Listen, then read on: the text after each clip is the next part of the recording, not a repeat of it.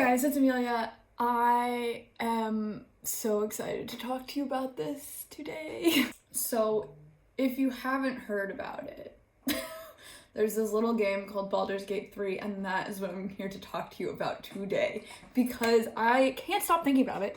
It's consuming my life, in a good way. And I just feel like everybody should play it, and this is my video on why you should play it. And for context, I'm not a gamer. I like to read, but I love this game so much. And if you are a fantasy reader, I think you will also enjoy this game very much. So first off, I'm gonna give you some background on me as a gamer and like reasons why I think readers will enjoy this game. And then I'll give you like the vague plot setup. And then I'll probably get into like my thoughts on the game, my reactions. I'll give you some spoilers on what happened in my game, because I have indeed played all the way through once already. I'm now on my second playthrough, which is crazy. Let's get into it. So first off, as I said, I'm not a big gamer. I just usually find games to me to be like a waste of time. I don't like think that they are, but in my head mentally I feel that way, and so I can never just like sit down and play a game. Like, it's not relaxing to me because it feels like such a waste of time, where like reading a book feels like productive. But that's just society, isn't it? So I'm not much of a gamer. When I was a kid, we used to have an Xbox and a Wii, and so I played a few games with my dad or my friends or whatever, such as Lego games on the Xbox, Lego Pirates, Lego Harry Potter, Lego Star Wars, Lego Batman, etc. And obviously Wii Resort and Mario Kart, obviously. And I had a Nintendo DS as a kid, but I used to play like Nintendogs and stuff, but I really wasn't super into it. So I'm not really a gamer. I don't have any games on my phones. I don't have any games on my phone. I am just not a gamer. I just can't. I don't have the time for it. I don't have the time of day. However, obviously, when the pandemic happened, I bought a Switch like everybody else because I really wanted to play Breath of the Wild, the Legend of Zelda game, just because it's really pretty. I really like pretty games. Like, that's what will get me to play a game.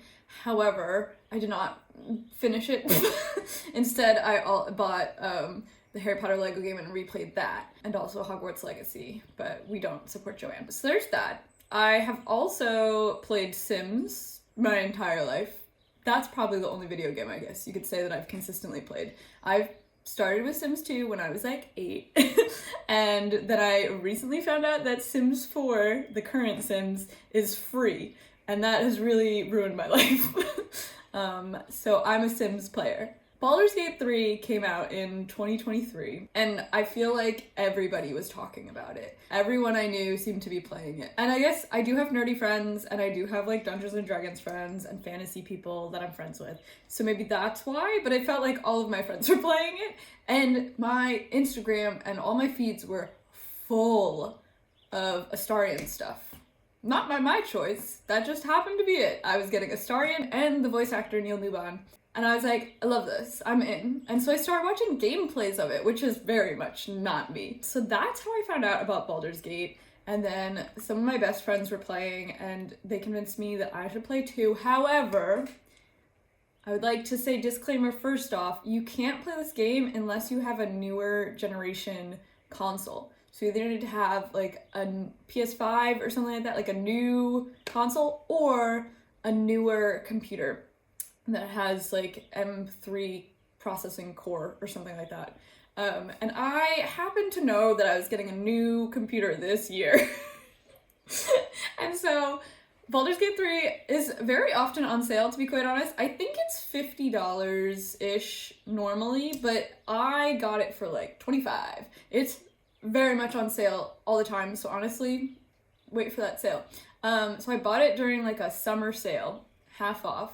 And then I got my computer 4 months later. Brand new MacBook Pro. Yeah, that's right. I'm playing this on a Mac. Like, am I crazy for doing that? Maybe. Jury's still out. So I'll also talk about that a little bit, because I don't have a gaming console besides my Switch, and this does not play on Switch. But it does play on computer, and I do feel like the gameplay was fine. I didn't feel like the, bit rate or whatever is slower. I didn't feel like anything was messed up. I will say the entire game is massive, so I keep it on an external hard drive that I plug into my computer when I'm playing. I would definitely recommend that if you're going the computer route. But honestly, the Mac did fine.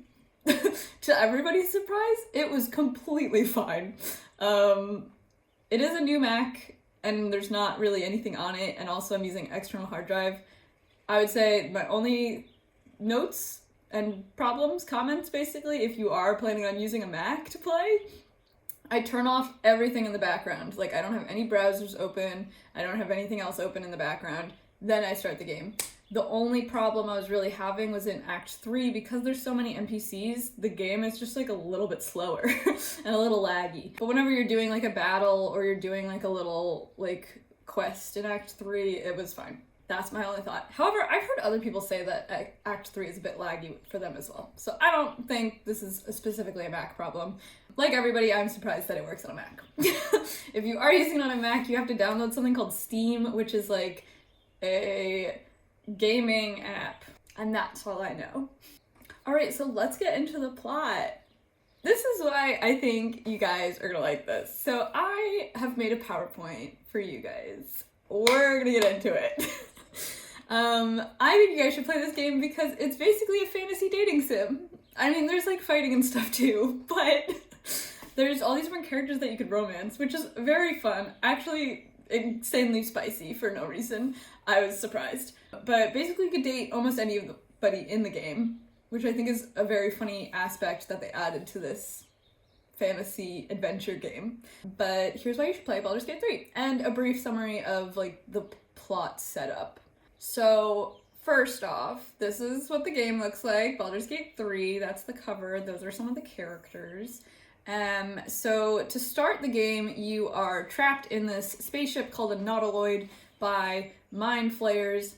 That's a mind flayer. Basically, a mind flayer is like a Dungeons and Dragons, like classic sort of monster creature. It's the same thing as what's in Stranger Things. So those demogorgons, whatever, that like this picture is a demogorgon, but the different creatures in Stranger Things are mind flayer creatures adjacent. Some of them are mind flayers, this one's a demogorgon, whatever.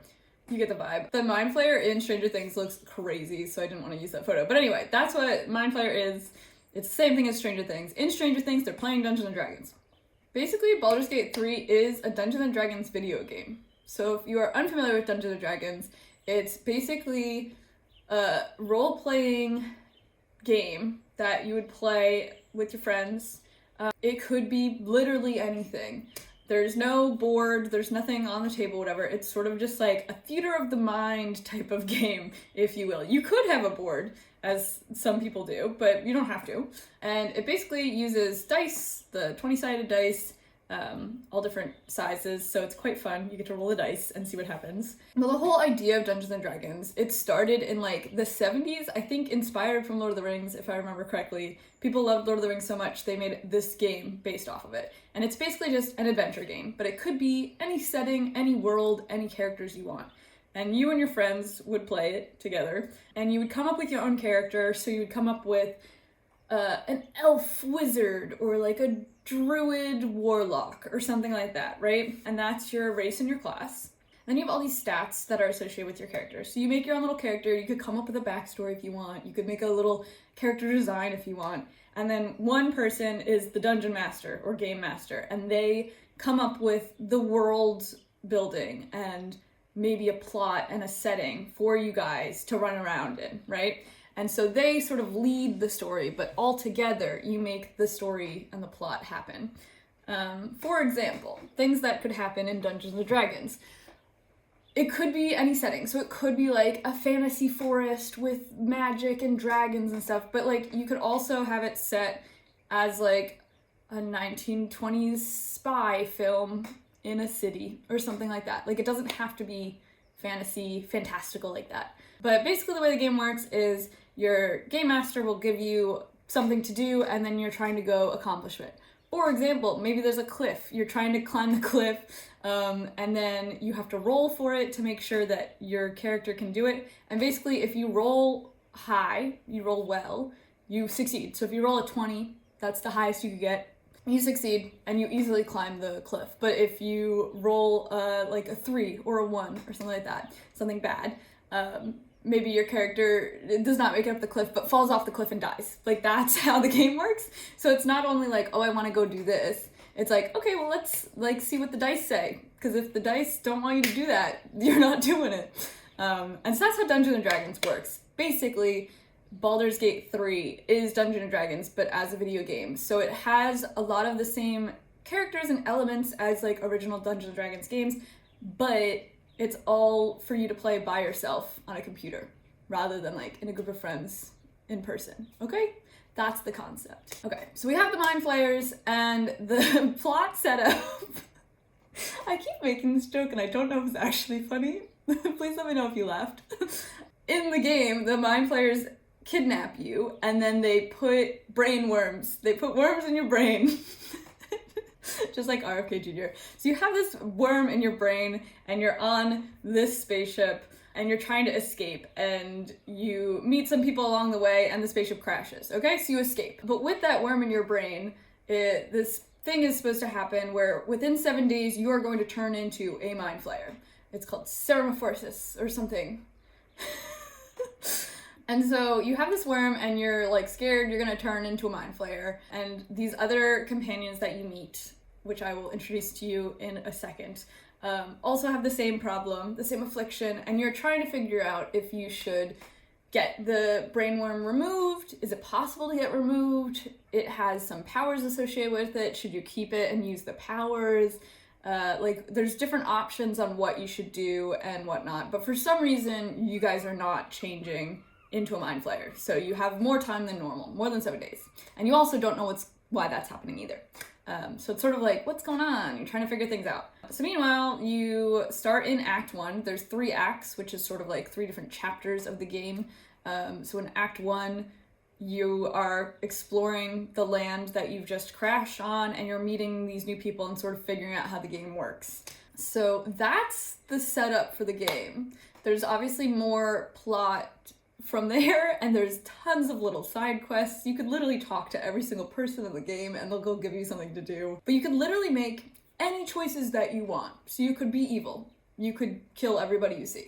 Or you could be really nice and you could help every single person, but like maybe your companions are like, why are you doing this? Why are you selflessly helping people? Like, are you a hero? What is this? Or you could just like go around and, I don't know, you could do whatever you want, basically, is the point of this game. And that's why I think it's so cool, is because there's literally so many outcomes and options in the game that everybody's game will be basically completely different. So that's why I'm playing again, actually, right now, is because I played the first game just sort of like as me, and I just made choices that I would have made if this was me, and like where I would have gone and what I would have done and stuff like that. And now I'm playing a sort of evil run called Dark Urge, which is a built-in option in the game. You could also play as any of the companions that I'm going to introduce you to. So they sort of have like a built-in backstory and trauma and stuff if you don't want to come up with your own plot and whatever. All right, let's get into it. I think that's all I need to say about the game. So basically you create your own character. So this is Tav. That's what your character is called. You could name it whatever you want, but for some reason they're called Tav. I don't really know why. But basically you have your everyday outfit that you wear while you're fighting, which is on the left, and then your camp clothes, which are on the right. You could obviously change these things out as the game goes along, and you find new stuff in barrels and whatnot. But this is my Tav. I basically, as I said, I just made her look like me. I just was like, because I'm lazy. I hate character creation, guys. So I was just like, click, click, click, click. You can make them look however you want. You give them tattoos and like weird colored hair and whatever you want. Some other things before I show you the romanceable characters. So there's 6 main companions that you can find in the game. You don't have to have them join you, but they exist. So they could be part of your team, and you can only have 3 of them going around with you adventuring. That's sort of just how Dungeons & Dragons works. Like usually you want a party of like 4 people-ish. to go do your battles. There's 6 different people you can meet. I will tell you all about them in just a second. Please hold. But you can only have 3. So in total there's 4 of you, so it's like you and 3 people. They also all have 2 different outfits. I told you about the brainworms already. There's 3 acts. And I'm going to be vaguely spoiling some of their lore, but not really. I'm sort of just giving you like their intro concept, if you will.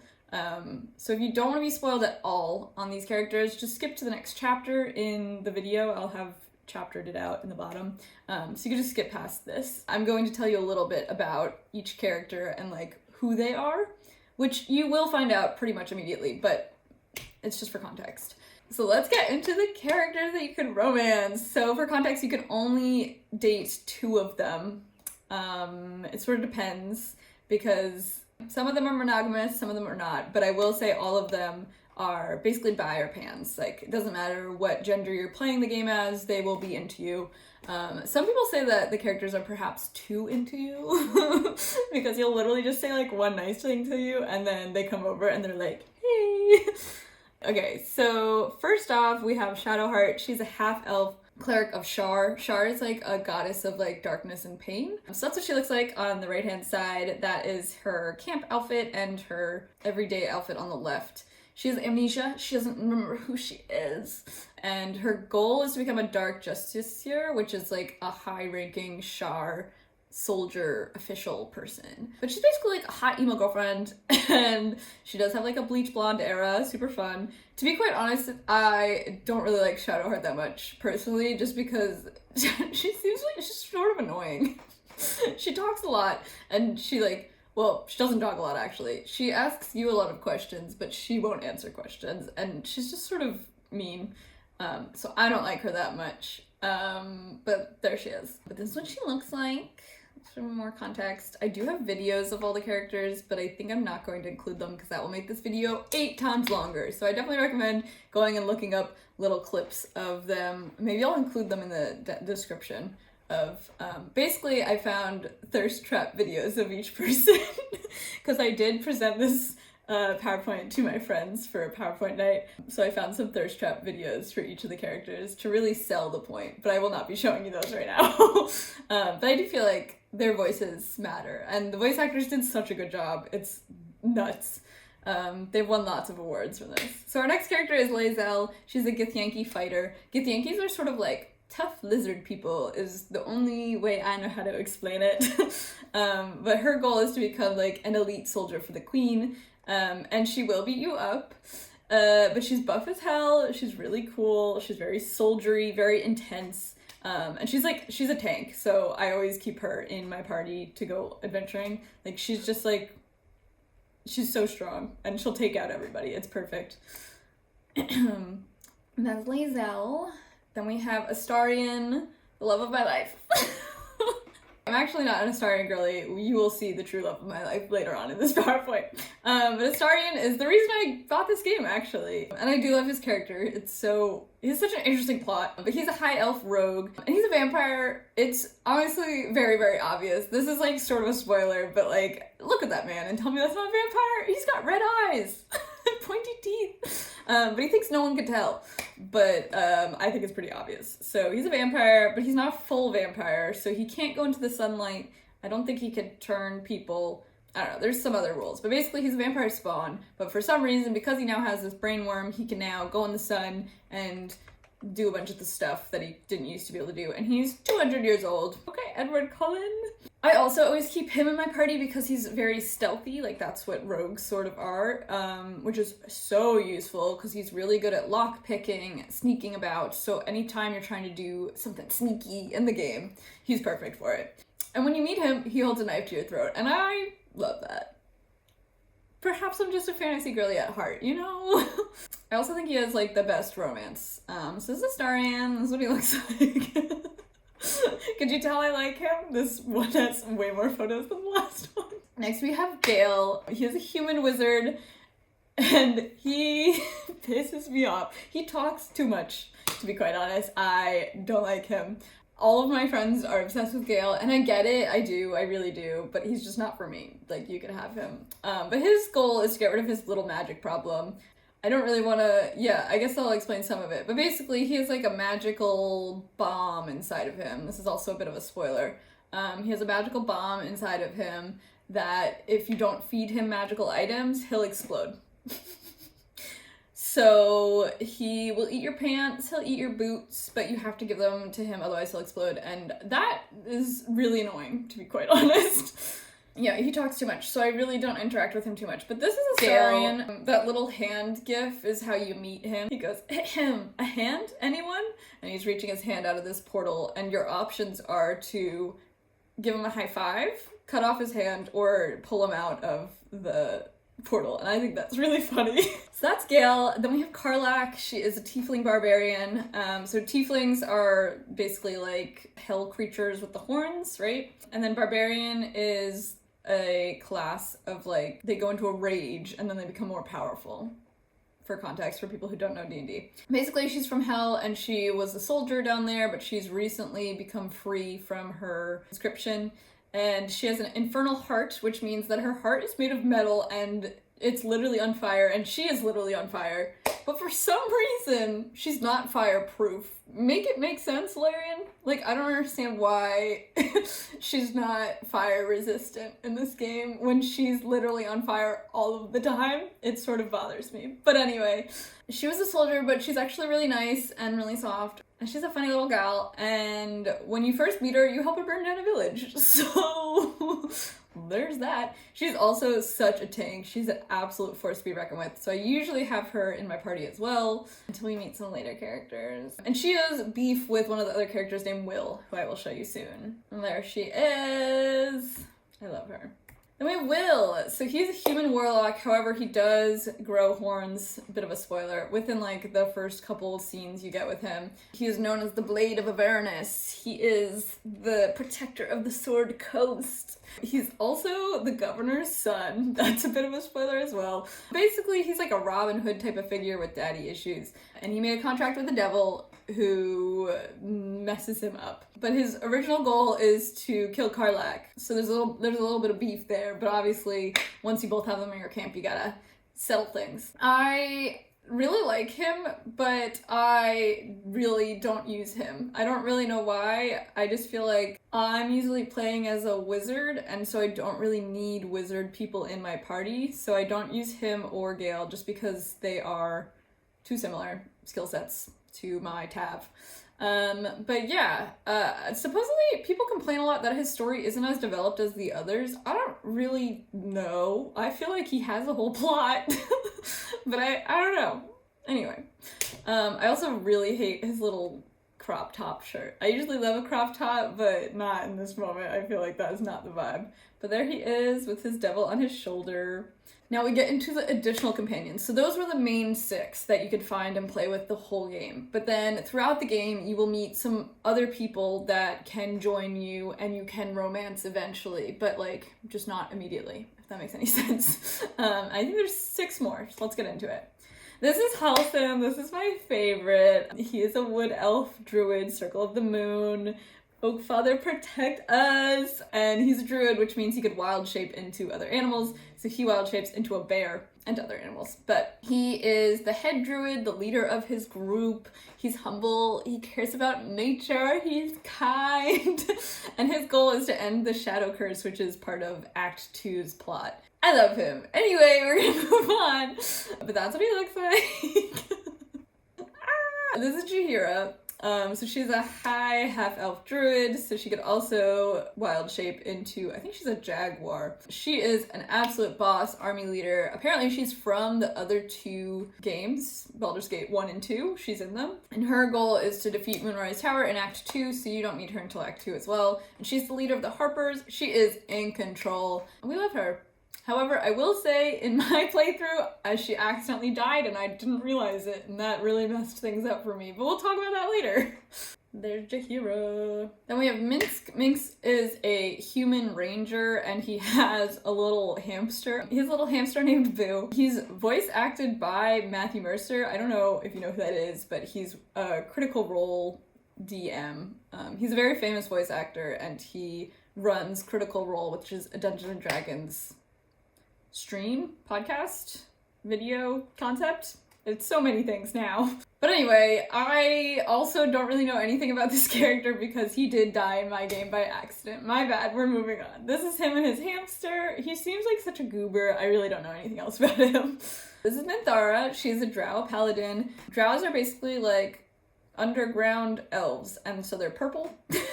And then a paladin is like a warrior with spells, but also like religious. That's my understanding of a paladin. But basically, she's very hot, but I don't know anything about her because I also killed very early on in the game because she's sort of evil. And I stole all her clothes, so I was wearing that armor almost the whole game. And I didn't know that that's who that was. I was like, I've never met this Minthara person. And I'm like literally wearing her clothes. It's fine. That's what she looks like. Then we have Mizora. She's a devil Cambion. That is the devil that made that deal with Will. So she sort of owns him technically, but then later on she doesn't. She's very pretty, but yeah, she's sort of evil, so that's up to you. But there she is. I just wanted to mention there is another character that you could romance. I didn't, but if you do this romance, you get an achievement in the game.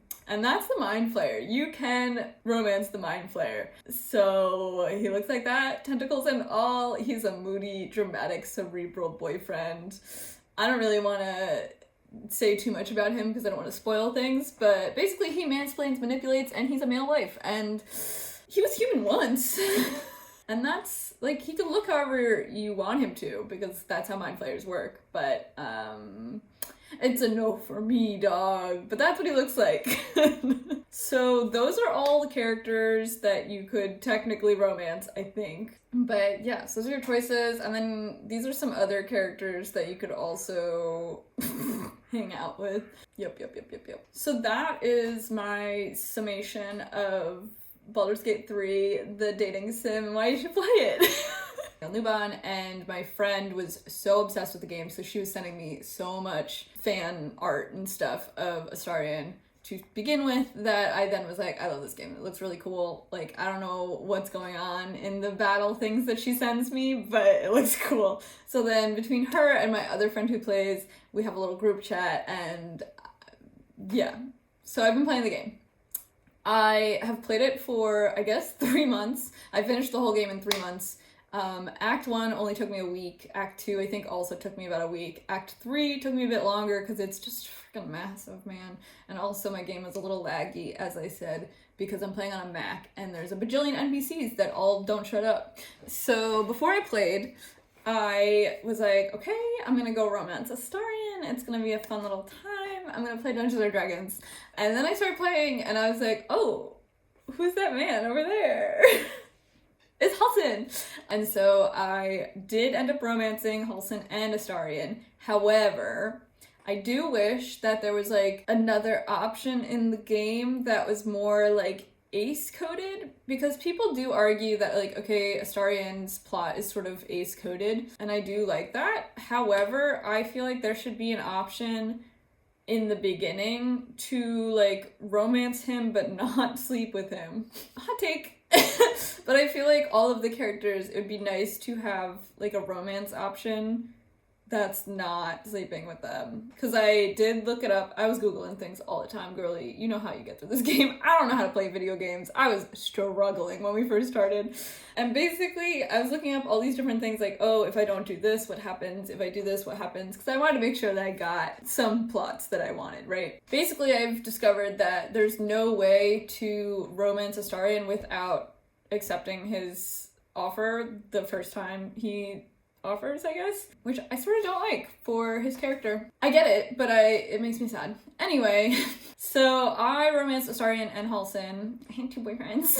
And I will discuss the ending in a bit. We're gonna go chronologically, I think. So basically my tab is a half-elf wizard. She looks like this, as I said. I honestly like can't imagine not playing as a wizard just because I think it's such a powerful class. I don't know.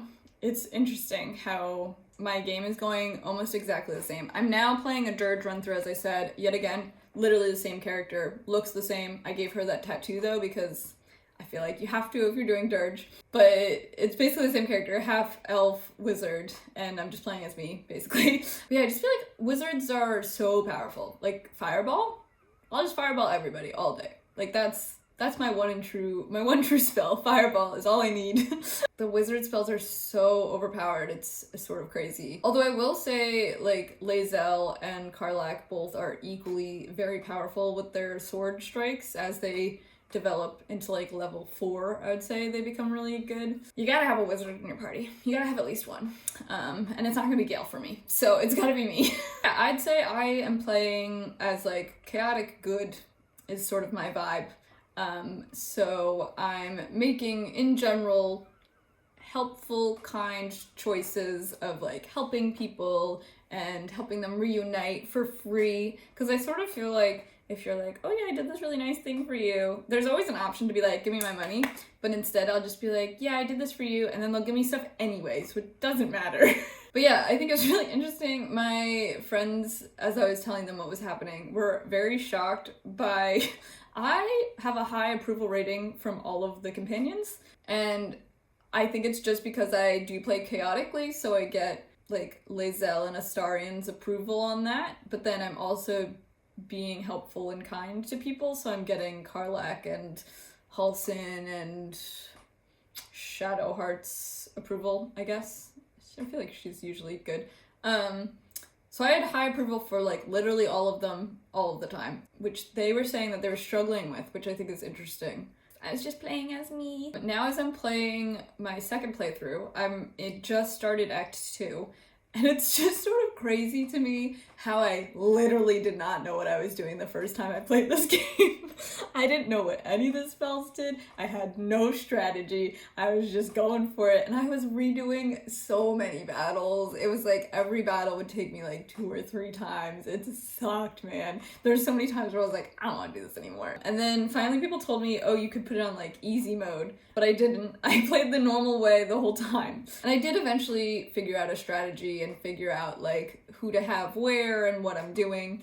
So I did eventually figure it out, but I do feel like up until the very end of the game, I was still learning new things, like, oh, I didn't know I could zoom in like that, or oh, I had no idea what that spell did. So that was sort of annoying. I will say I did scum save a lot in my first playthrough, but not as much as my friends do. I sort of let the dice tell me what's happening, but there are certain moments where I'm like, no, I need this to go okay, and I'll scum save it. My second run through, I'm trying not to scum save at all, because I feel like I already know what happens in a good scenario, and I already remember what happens in the scene anyway, so it's like, whatever happens, happens, and we'll deal with the consequences later. Which I feel like works with the Dirge plot as well, just because I am giving into, I would say, like half of the Dark Urges. So anytime there's an option for Dark Urge, I'm usually clicking it just to see what happens. For example, I did kill Gale. I cut off his hand. I didn't realize that would kill him. I sort of thought like maybe he would appear later on with only one hand. He died. A little upset about that because I did want to like try to use some of the companions that I didn't really use in my last run through. Like Gale will, I used Shadowheart like once. I literally like never used them. I left them in camp the entire time. So I was trying to use them this run through. It's not really going as planned because I already killed Gale. I also did not get Alfira in the last run through. I don't really know why, but I did find her in this run through, and Dirge immediately kills her, so that was upsetting, a little crazy. But I really think it's fascinating how different the Dirge playthrough is from the normal playthrough. Like, my game is already completely different, but I'm having a way easier time this run through. And I wonder if it's partially because I know what I'm doing now and I have a strategy, or if it's because mentally in my head I'm like, oh, like that character's only like 57 hit points, like easy. I just took out that devil with 666 hit points like 2 days ago. Like, so I wonder if it's just like my mental approach to the game. I really don't know. But I also know what all of these bosses do. Like, I already have played this, so I know what they're going to do. I will say, I think the most difficult bosses to kill in my first playthrough was the hag. I took forever with the hag in Act 1. Cazador in Act 3 was brutal for me. It was so hard. I think I redid that one like 13 times. It took forever for me. And then the Iron Forge.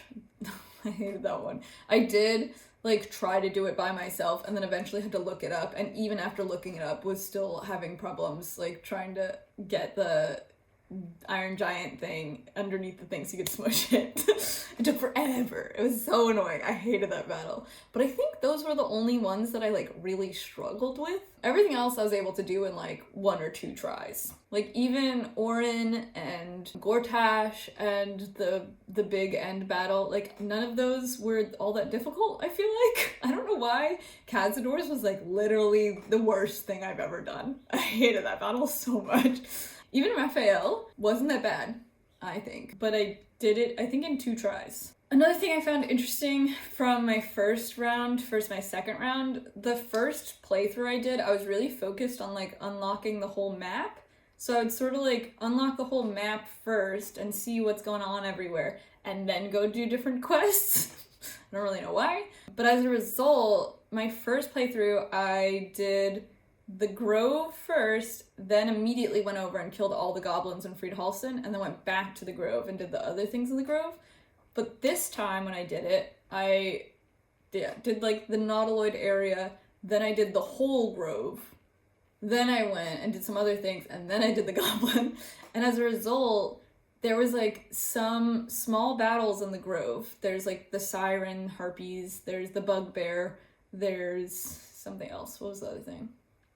I don't know, but there's some little battles over there that I had done in my first playthrough, but when I did them, they must be sort of time-based, because when I did them, you weren't saving anyone. But when I did them in my second run-through, where I had done it like almost immediately, you were like saving a little kid or whatever, which I thought was very interesting. So that was fun. So I guess my big choices in Act 1 is I did kill all of the goblins in Friedhalsen. So we had the tiefling party, and I saved all the tieflings and the Grove. And hag-wise, my first playthrough, I killed the brothers because I said, I believe women. I believe any woman, I trust her. And then she turned into a hag, and I was like, okay, cool. But they die anyway, so I feel like it really doesn't matter too much.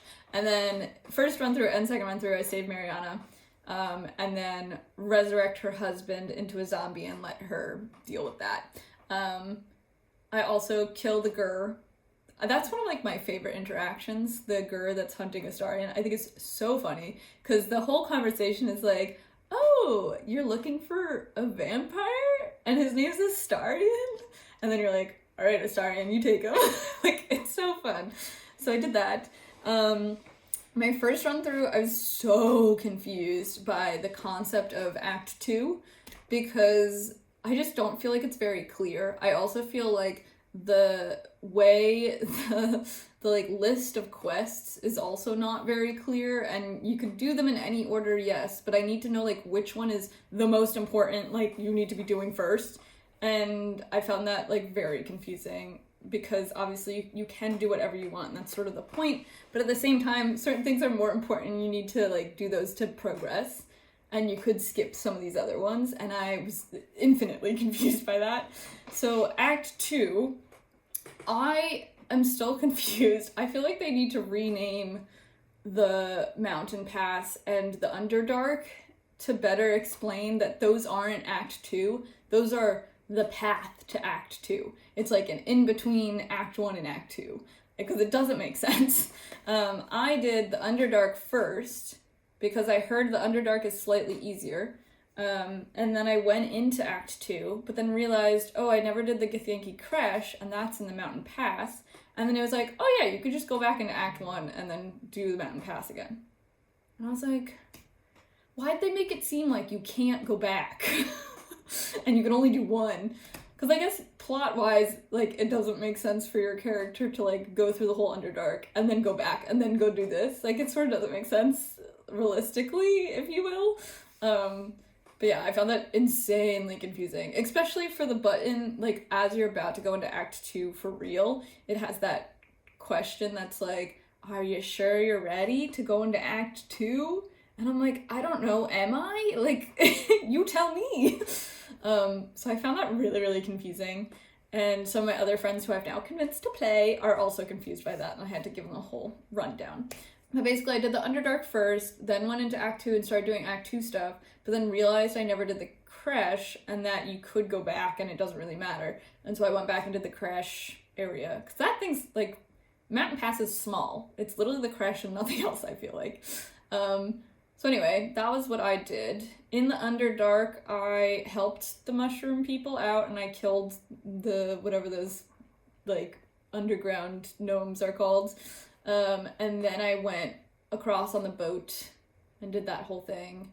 I did not let Volo take out my eye, or Nettie, or Amelum, whatever his name is. Because I was like, none of these are gonna work. Like, I don't know why they're trying to do that. But in my second playthrough, I did let Volo take my eye, because he gives you an invisibility eye, where you can see through invisibility, and that's so useful, so I let it happen. However, very funny, I didn't know, while you're doing that, like, he's stabbing you in the eye, everybody in your camp disapproves that you're doing this, which I just thought was really funny. I've never had something happen where it's a disapproval from everybody, so I thought that was great. But now I can see invisibility, so joke's on them. So there's that, and then in Act 2, I sort of just wandered around by myself for a really long time. Like, I wanted to, as I said, I wanted to explore the whole map first. So I did almost the whole map and then went to the inn. And I was sort of hoping they would let you camp at the inn and be protected by that, but it doesn't really work like that.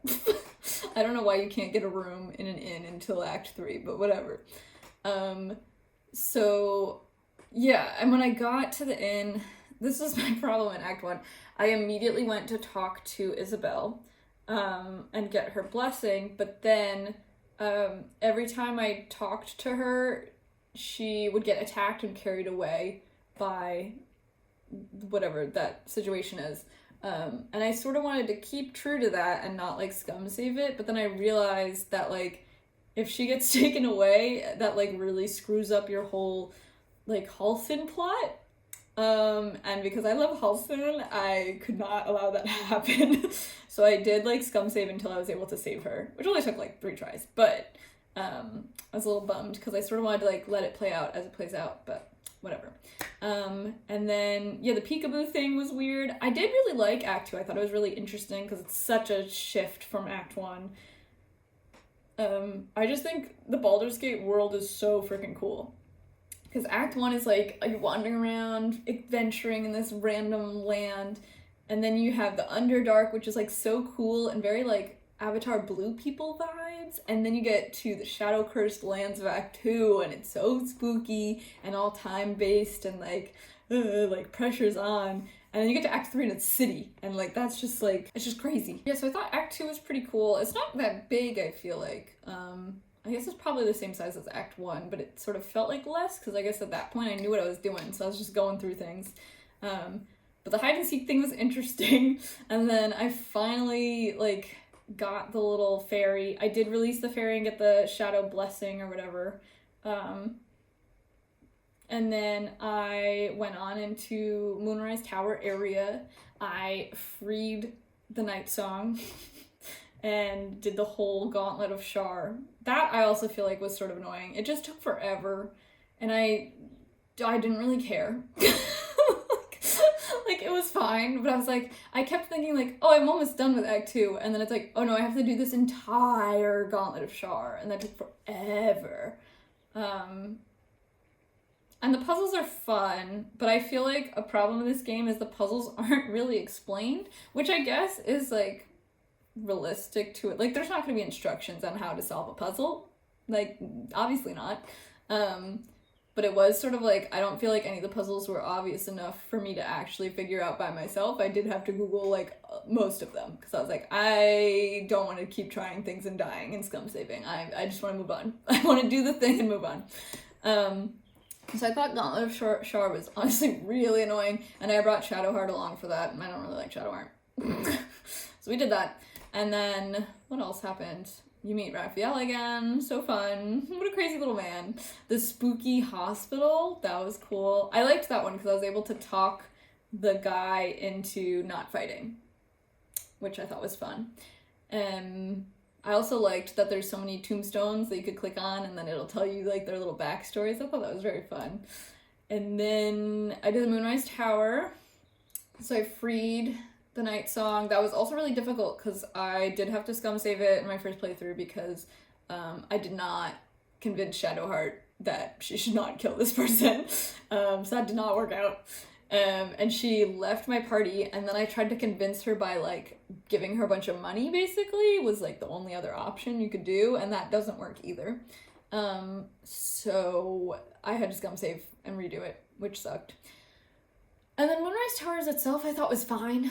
I don't know, like you just go up and you kill people on your way, and then there's what's his name at the top, but then he disappears, and I was confused where he went. And then you chase him down into that brain room, and now he's death. And you're like, okay, Ketherick, sure. But I didn't feel like that battle was all that difficult either. Like, I thought it was fun. I do feel like the Night Song, though, she, like, I feel like she's so powerful, but at the same time so weak. Like, her strikes are, like, insanely powerful, but then she gets hit by, like, one arrow and she's dead. And you're like, cool, girl, cool. Dame Aelin, come on. So there's that. Then I went to Act 3, obviously, as you do, and immediately was overwhelmed because everyone and their mother is talking at you, and it was driving me nuts. Also, Act 3 took forever. I kept thinking I was almost done with Act 3, and then realized, oh no, I have like 8 more quite large plots to do. This is crazy. So when I got into Act 3, I did a few things in that little town, I think it's called Rivington. I feel like I definitely didn't do everything you're supposed to in Rivington. I just feel like I'm missing things there, so we'll see when I play through this time. But I just really feel like I missed stuff. I did do the carnival, and I got all the clown body parts back to them. That took forever. I really thought the clown body part thing, you could like go do that first and then bring them back, but you really have to do other quests first as you're getting the body parts, which was annoying. I killed Orin first and then Gortash, just because in my head I was like, Orin is more powerful, so she's going to be more difficult to defeat. And I guess I was right. I'm curious if I killed Gortash first, if it would be more difficult. We'll see. But yeah, I felt like Act 3 was just pissing me off in general because it was so laggy while I was walking around. Certain areas were fine, but I would say if you're just like walking anywhere was so laggy for me that I was like, it's not even worth walking places. Like I was just like portaling everywhere and then like immediately trying to get away from all the people and go do a little plot. Like I just could not be bothered. So I really didn't talk to like anyone in Act 3. I barely did any like little side quests. But I did do, let's see if I can remember the order that I did it in. I did meet the right-hand Harper people, whatever they're called. I got on their good side. I did also go to, wasn't there like another, oh, I found the hag again. That was an easy second battle. It was very weird. And I helped like find that lady's daughter. And then I met the father of a knight, and I talked to him, and I stole a bunch of stuff out of the bank.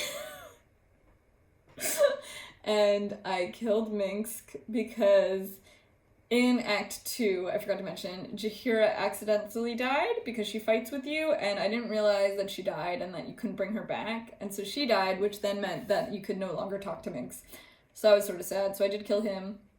And then, what else did I do? Yeah, so I stole everything from the bank, which I thought was really silly, because they, like, don't want you to touch the stuff in the one room, but then you're in the other rooms, like, stealing everything, and it literally doesn't matter. And then, I also stole everything from the church vault. And then Okay, what order did I do it in? I think I did literally everything in the town, and I maxed to level 12 before I did anything else. And the first thing I did was, like, the first big plot, I guess. I rescued Volo again, that was annoying. The first big plot I did then was the dragon, maybe? Which I did like that little puzzly thing, but then I thought it was sort of lame that, like, the dragon doesn't join you. I was all excited to have a dragon on my side, which you do technically have a dragon on your side, but, like, I thought it was boring. I was a little disappointed in that. And then I also did... What did I do next? And then I think I did Cazador first, because in my head I was like, I really need to wrap up Astarion's plot and get this going. And so I went and did Cazador, and as I said, that was like my least favorite battle of the whole game. It took me forever, because originally I did it where it was like, oh, we go and we talk to him, we hear what he has to say, but then he like immediately takes Astarion and puts him in that bind, so then you're only playing like 3 people against his entire, like, why does he have so many extra people? Like, he is an annoying person to play against, but then also he has like 8 minions that all have like the highest strength. It sucked. And so finally what I did was I just gave up on talking to him at all and would just like start blowing them up like immediately. Like, we just snuck in and then immediately just start like destroying the shit out of them, which sucked. And then I did not ascend Astarion. I didn't ascend anyone, actually. I felt like all the ascension plots were sort of like bad. Like, that's not the best choice for them. You need to talk them out of doing that. So I didn't let Gale ascend to godhood. I didn't let Lae'zel become whatever she wanted to do. Instead, she like joins the army and flies away on a dragon at the end, ? Yeah, I didn't let Astarion ascend. I feel like Karlach's ending is really sad and not complete, ? Do y'all feel the same? And I also feel like Will's ending is sort of sad. But we're not at the ending yet. Let me continue. So I do Cazador's battle. I finally defeat him after like 13 tries. I wanted to end it all. So we do that. And then I like fully explored the underground and had found this submarine. And so I end up going to do the submarine jail battle, which was super fun. I think that's my favorite battle from the entire game. Like, it was just so cool. And I love like how puzzly it was with the time constraint. Like, I really like the time constraint things. However, I scum saved the hell out of that battle because I really was like, I need to save all of them. And so I did, but then it pissed me off because everyone made it back to that boat. I got everyone free, including the Duke. I saved all of them. And I got everyone back to the boat with 2 rounds to spare, except for one random person. I don't know why this person's so slow, but they made it like back to the ladder, but they didn't make it up the ladder before the thing ended, which really pissed me off. So now I have to redo it. This time. So there's that. What else did I do? So I did that, and then I immediately went and blew up the metal soldier factory thing, and then Gortash was all pissed off, and then I went down and did Orin's stuff. I also really didn't like that one battle. The battle, like, entrance into Orin's thing was so difficult, and then Orin's battle was also quite difficult, but it was fine. This is another like strategy thing that my friends thought was insane of me.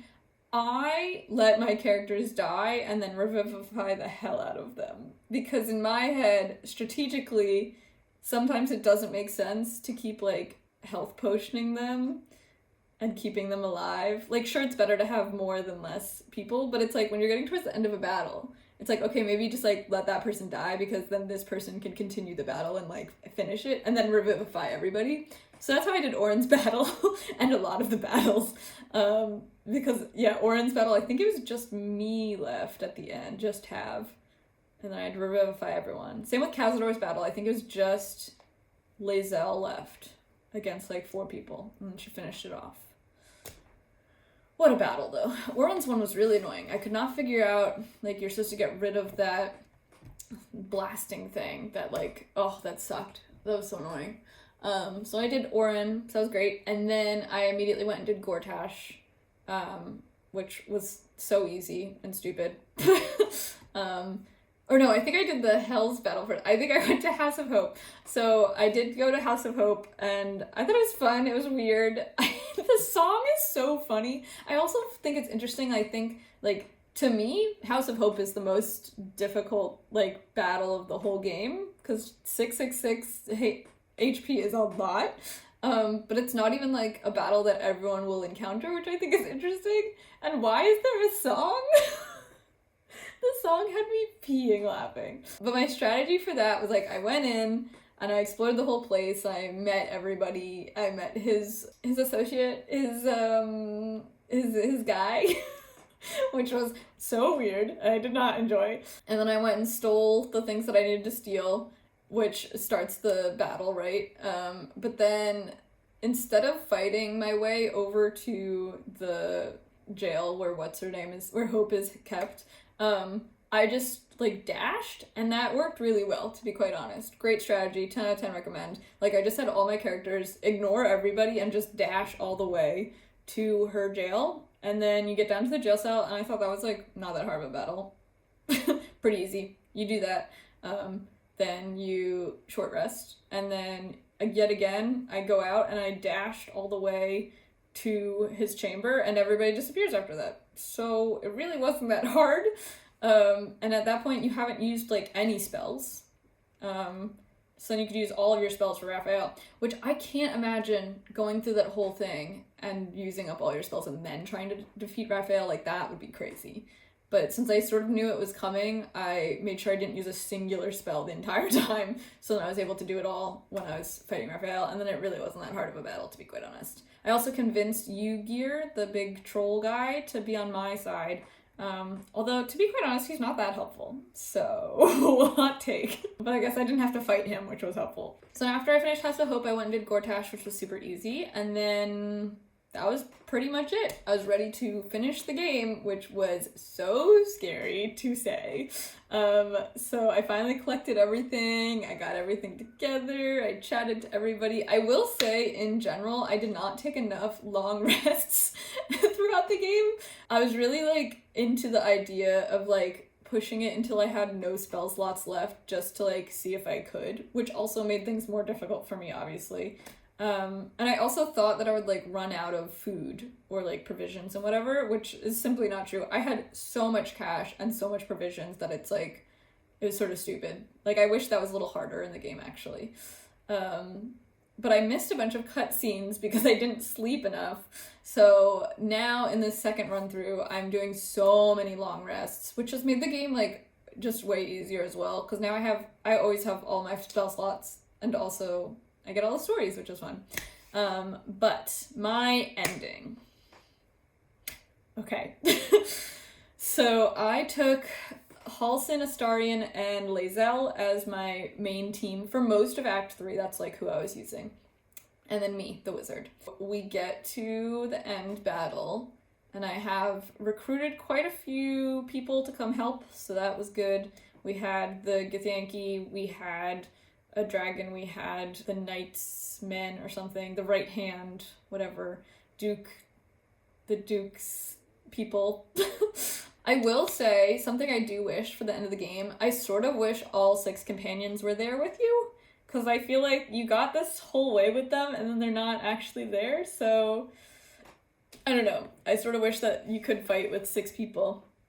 Obviously the end part wasn't too difficult, because you're able to call on your, like, friends to come help you. But yeah, I do wish that you had all 6 of them, just so that you're, like, all together again for the end, you know? Because I thought it was sort of stupid that it's like, I've carried Shadowheart and Will and Karlach and Lae'zel, whatever. I've carried them this whole way. We've gone on this whole journey together, and then they're not even at the final battle at all. Like, that doesn't make sense.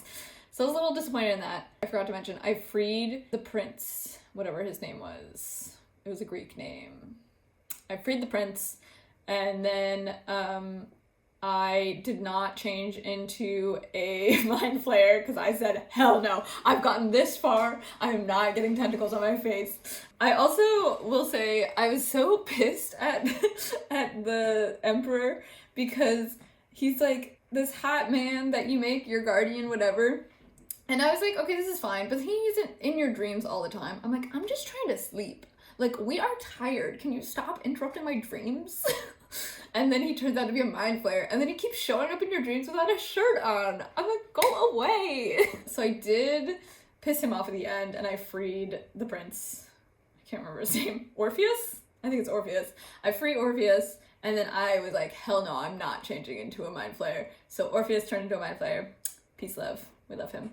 And so then we go off and do the battle, which was very interesting because I hadn't eaten any of the tadpoles throughout the game because I was really scared what they would do.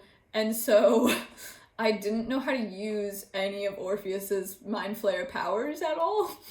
So I really had to learn very quickly what the hell each one did and which ones were useful or not, which was interesting because the mind flayers are very powerful, but I was like, I don't know, this one does something. Let's click on this one. I did the Strange Ox plot, so I had the Strange Ox as one of my people, Dame Aelin, and then a couple groups of like fighter men. I don't know who they were, like the King's Guard or something. So yeah, I thought that was pretty easy getting from like up into the thing and like everything's falling around you. I loved the section where there was like the bombs falling on you and it would show you like it's gonna hit here and next turn, like you better not be in that circle. Like that was so cool, but I didn't think it was that difficult either. It just like added an extra element, which was fun. So I do wish it was sort of a little harder, but I don't know, whatever. So we made it up to the top and then we're up there, and at this point also like I wasn't using any spell slots because I was like, oh, the end is gonna be crazy difficult, like I should not use spell slots. This is also a theme for me. I feel like I conserved energy and supplies so much in my first run through. I like never used potions, I never used scrolls because I kept thinking, oh, I'll need them in the future for a really difficult battle, and then like I barely had difficult battles where I was like, let me try this one now. Like I think I used some scrolls in like the Orin one and the Cazador fight, and that was like literally it. So I don't know, I have to think more strategically about using potions and whatnot. But basically the end was quite difficult when you're up in that like area. I also thought it was interesting that it doesn't tell you which people you've called on that are now dead. Because I had like, I want to say 6 different like people that I could call on to come join the fight and help. But once they die, you can't, like, you could still call on them and they show up, but only the remaining people. So, like, I would blow the horn and call on the King's men or whatever, but apparently 2 of the King's men died last round, so there's only 1 left, and he has half hit points, so he is useless. Like, so that sort of sucked. But I did have to scum save once because I didn't understand. I think my game glitched, to be quite honest, but like, we're doing fine, whatever. We get up, we go into the brain thing, we're fighting the brain, but my game glitched, and like, you know how all of the platforms around the brain start to crumble and like explode and whatever? It didn't explain that to me, and I had Orpheus, Tav, Astarion, and Lae'zel were all in there, and they all immediately died. And it didn't let me like, I think maybe it was something to do with the timing of the round, that the bomb went in and blew up before my characters even had a chance to move. But it didn't show me them dying either. It was just like, it cut, and then all of a sudden all my characters were dead except for Halsin, and I was like, what's going on? So I had to resave, like, scum save that, because clearly the game was over at that point. Like, we would all have died. And so I scum saved it and then fixed it, and then I was like, oh, there's bombs going off in there. It just didn't tell me, so that was super cool. But we did it. We survived. Everyone survived. And then the game ended, and the ending was so sad. So my ending went as follows. So Karlach and Will went off into Hells, into Avernus, because her heart wasn't doing well. Lae'zel flies off on a dragon to go fight in the astral plane.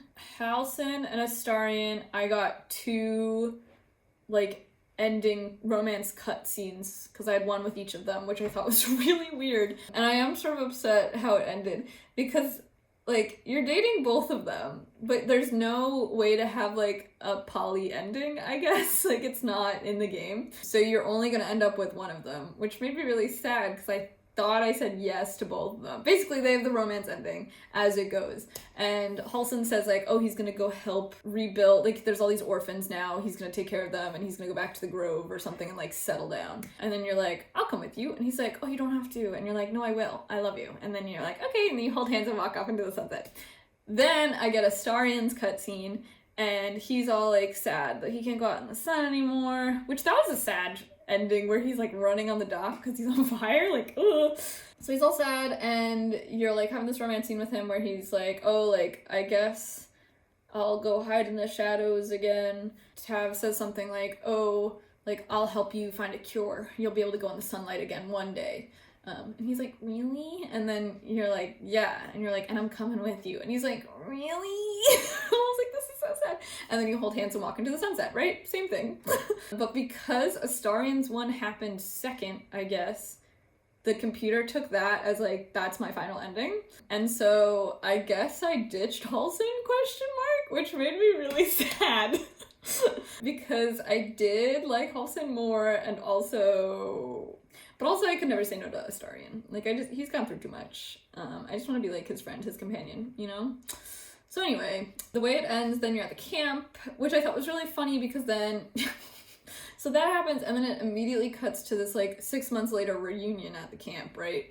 And I'm walking in with Astarian, and I was like, oh, where's Halsin? And then I go over to Halsin, and he's all, like, literally pitiful man, heartbroken that I didn't go with him. And I was like, oh no! That was really funny. And then, as I said, I had a really high approval rating with all of the companions. So every single companion I went over to was like, hey girl, like, I missed you. And I was like, relax. And then the game ends.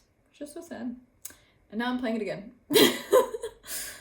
So that was my game. Other thoughts that I wish happened. I wish there was more dialogue choices sometimes. There's already tons of dialogue choices, but there were like moments where I was like, I would not have said any of these. Like, these are not something I would say. I would have said something completely different. I also sort of wish sometimes that it had like a modifier next to the dialogue, because sometimes in my head I'm reading it as like, oh, that's a really sassy thing to say. But then they don't say it sassy, they say it, like, mean or something. I don't know, do you know what I'm saying? Like, and then the other character reacts. And I was like, oh, that's not what I meant, though. That's not what I meant. I also sort of wish that the end of the game had, like, little mini-games so that the game never has to end. My proposal would be, like, a little mini-game where you could, like, go and fight in Avernus. Or like a mini game where it's like a timer and you're a Astarian and you have to like run down the street but be in the shadows.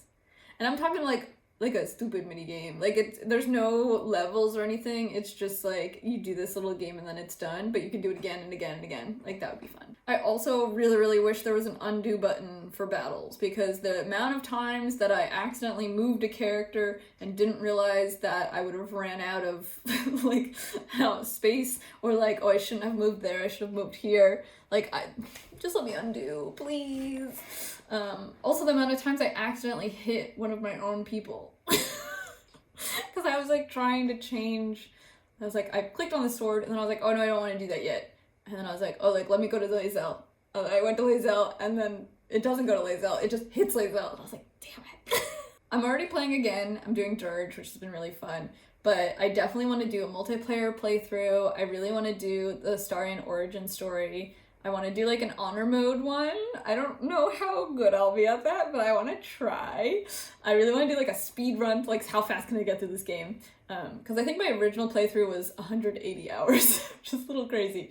I want to do a Karlek romance, and I want to do like a Lord of the Rings themed run, because I've seen people doing ones where they're like playing as the hobbits, and I think that's really funny. Or like you play as Frodo, and you're just like a hobbit and you don't do anything. And I think that's hilarious.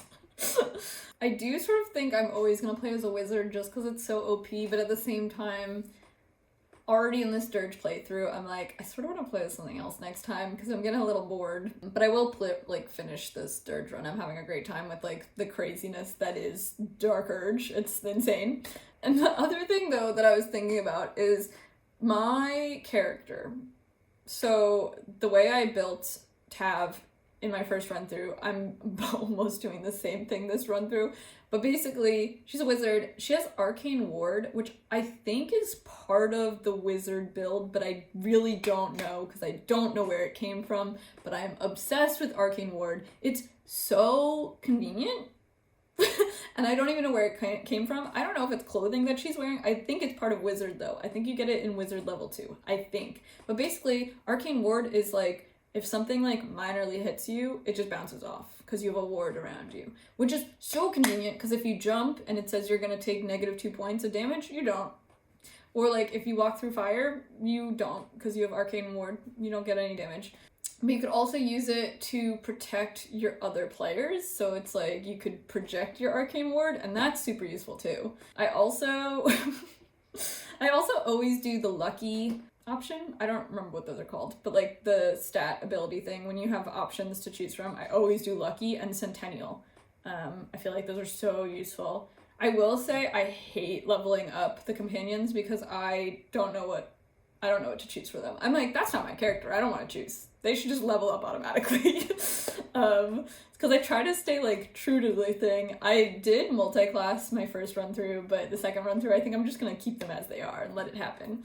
But yeah, I really like Arcane Ward, and I also love, my Tav has a staff because she's a wizard, but there's a staff in, I think it's in the basement of the Grove. After you like do stuff, I think after you rescue Halsin, they let you go down into this basement. There's a staff that has a bonus ability that's like a whip that like whips them and snatches them, and it's like 5 points of damage. It's minimal, but it's so useful. And so you could do like your normal spells and whatever, and then at the very end, you get this extra bonus action of like whipping them. And it's so useful that I'm like, I'm literally never getting rid of this. This is gonna be the weapon that I always use. Like, I just can't imagine playing without this weapon. Alright, so that was an extremely long video. I really love this game. I hope you guys play as well. If you have any thoughts, please let me know down below. I would love to hear about your Tavs, about your playthroughs. Let me know down below. And if there's any other games that you think I'd maybe like, I'd be interested in hearing. No promises that I'm gonna become a gamer girly now, but I think I'll probably stick to Sims and Baldur's Gate because that's already too much of a waste of my time. I keep thinking about maybe doing like a Twitch stream of playing, but I also can't be bothered. So we'll see. Thanks for watching, guys. Bye!